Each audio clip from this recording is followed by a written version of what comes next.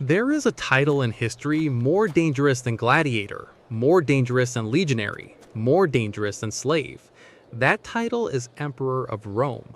We remember the purple robes, the golden laurel wreaths, the marble palaces stacked with wine and gold. What we don't talk about enough is the average shelf life once that crown touches your head. Because in Rome, becoming Caesar was never really a promotion. It was a countdown clock, dressed up in silk, soaked in poison, and standing in a room full of men who all owned very sharp knives. Some rulers in history die quietly, decades later, in soft beds, surrounded by grandchildren. That is not this video. Every single name coming up in the next few minutes ended his reign in a way that nobody saw coming, including, in most cases, the emperor himself. One of these men will be so terrified, so physically incapable of finishing the job himself, that he has to beg another human being to do it for him. Another will be betrayed, not by an enemy, but by the exact soldiers who were sworn on their lives to protect him. And one will spend his final weeks planning the single most dramatic theatrical exit imaginable. Silk, gold, a performance for the history books. He does not get it. Before we get to him though, you need the full picture of just how normal it was to lose the purple robe in the worst possible way. Historians have gone back and forth for centuries on the exact numbers, but a startling share of Roman emperors, some estimates put it close to half, never died of old age at all.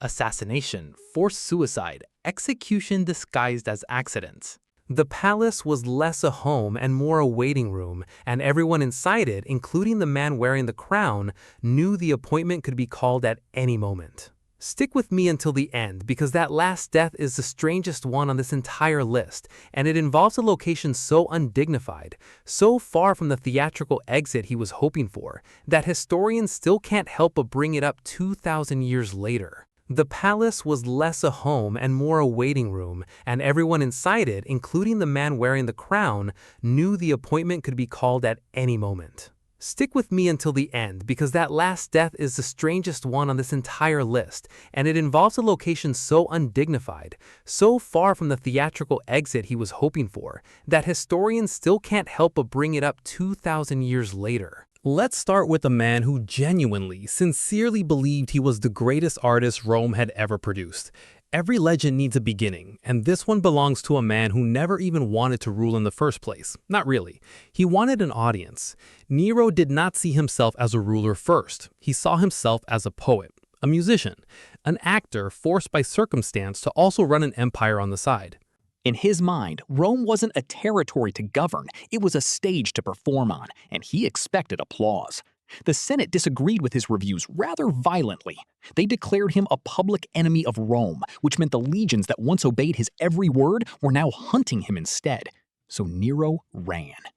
He fled the city to a villa in the countryside and folded himself into a cramped, low-ceilinged basement room, the kind of space built for storage or for slaves, never intended for a Caesar. And in that dark, damp room, he waited. Before long, he heard them. Hoofbeats, growing louder with every second. Soldiers closing in. And everyone hiding in that basement understood exactly what those hoofbeats meant. Nero held a blade to his own throat. This was supposed to be his final act of control, the one decision nobody could take from him. And he froze. He tried once, his hand shook too badly. He tried again, same result. The man who commanded an empire could not command his own arm to finish a single motion. So in the end, Nero turned to his secretary, a loyal aide named Epaphroditus, and begged him for one final favor. Not rescue, not escape. Death. His secretary drove the blade in for him, because in his very last scene, the self-proclaimed genius of Rome couldn't even manage his own curtain call. His final words, according to the historians who recorded them, were a lament about the great artist the world was losing. Even at the very end, the performance never stopped. Nero's death, at least, was his own choice, however badly he botched the execution of it. The next emperor on this list did not get that luxury. His death was decided for him, planned in advance, and delivered by the one group of men in Rome he should have been able to trust completely.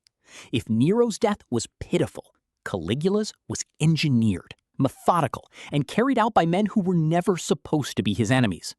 Caligula ruled almost entirely through fear, and fear is a two-way street. He trusted practically no one, filling his palace with private passages and hidden defenses meant to keep threats out. But you can only defend against the dangers you're actively watching for. And Caligula wasn't watching the men standing directly beside him. One afternoon, returning from a sporting event, Caligula walked into the palace through a narrow underground tunnel. Tight stone walls, low light, the kind of passage where numbers and open space stop mattering. Waiting for him in that tunnel were members of his own Praetorian Guard, the elite unit whose entire purpose was to die defending him if it ever came to that. They told him they had a message. Caligula, a man used to threats and warnings, likely expected words. Instead, the message arrived as a blade, then another, again and again, until his own personal guards had delivered 31 separate stab wounds to his chest.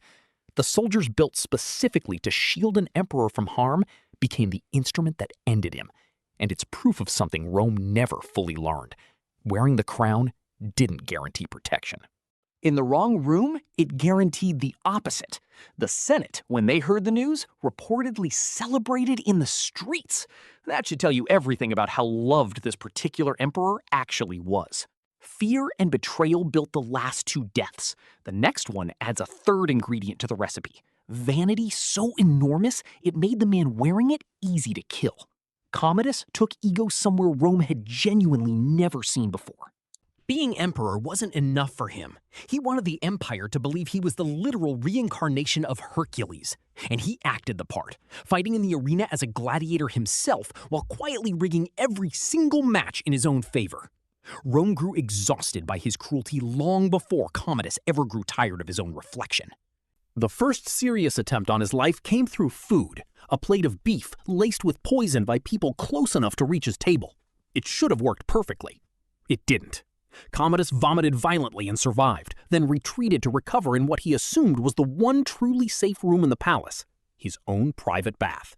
No arena, no crowd, no visible threat. Just warm water and quiet. But recovering made him soft, unguarded, and alone. The conspiracy sent in someone Commodus trusted without question, his own wrestling partner, a man named Narcissus. Weakened from the poison and completely off guard in that tub, the self-proclaimed Hercules never stood a chance. Narcissus wrapped his hands around him and strangled him beneath the bathwater, drowning Commodus in the exact room he had chosen because it felt the safest. The man who spent years convincing an empire he was an immortal demigod died the same way any ordinary man drowns. Quietly and completely alone. Not every emperor on this list died because he was cruel or vain. Some died simply because they were feared, and fear, once it spreads far enough, doesn't need a real reason to turn violent. Aurelian earned the nickname Restorer of the World for genuinely pulling the empire back from near collapse. He was disciplined, unforgiving toward corruption, and deeply respected by the very soldiers who marched under him. That discipline is also what got him killed. One of Aurelian's own secretaries got caught in a lie, and terrified of the punishment that discipline was famous for, the secretary chose deception over confession.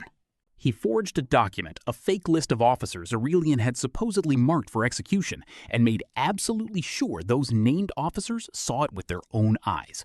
They believed it completely. They believed the emperor was coming for them next, and in Rome, waiting to find out if a rumor was true could cost you your life. So, on a quiet, isolated road in Thrace, far from the capital, those same officers surrounded Aurelian and cut him down. Not out of hatred for the man who had rebuilt their empire, but out of pure fear for their own lives, based entirely on a lie they never got the chance to question. Aurelian didn't die because he was weak. He died because someone else panicked first. The forged list that killed him didn't even need to survive as evidence. By the time anyone thought to check whether it was real, the emperor was already dead, and the men who'd swung the blades had no way to undo it. We've seen cowardice, ambush, poison, and betrayal, but nothing on this list compares to what's coming next, because this final emperor did something none of the others even attempted. He tried to plan his own death in advance, down to the props he wanted beside him when it happened. And now, the death nobody predicted, because this emperor tried harder than anyone else on this list to control exactly how his story would end. Elagabalus took the throne as a teenager, and he ruled like one, drawn to strange foreign rituals, elaborate religious ceremonies, and a lifestyle so far outside Roman tradition that even the family who put him in power eventually turned against him. His own grandmother, the woman responsible for his rise, quietly began plotting to replace him with his cousin instead. Elagabalus could feel the walls closing in. And here's what makes his death genuinely bizarre. He prepared for it in advance. Not an escape route, an exit, choreographed like a performance. Silk ropes, in case he wanted to end things with elegance. Gold. He was, quite literally, scripting his own final scene down to the props on set. None of it mattered. When the Praetorian Guard finally came for him, there was no time for silk ropes or ceremonial blades. Elagabalus was cornered in the least dignified location imaginable, a public latrine. He died there, without ceremony, without applause, without a single prop from his carefully planned exit.